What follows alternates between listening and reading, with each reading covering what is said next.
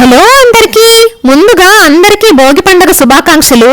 ఏం పిల్లో, నిన్నే కదా మంచులో చిందులేస్తూ కనిపించావు. పొద్దు పొద్దున్నే పల్లెటూరులో ఎలా ప్రత్యక్షమయ్యావు?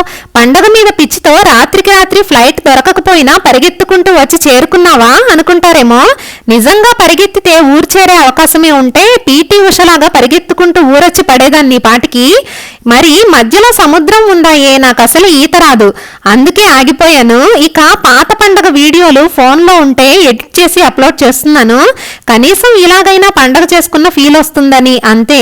అదే ఈ పాటికి ఊర్లో ఉంటే కోడి కూయక ముందే భోగి మంటల కాంతులు, రంగురంగుల రంగోలీల కళకళలు, భోగి స్నానాలు, పిండి వంటలు, కొత్త అల్లుళ్ళు, కోడిపందాలు, భోగిపళ్ళు, బొమ్మల కొలువులు, సినిమాలు, షికార్లు అని సందడి కొండెక్కేది.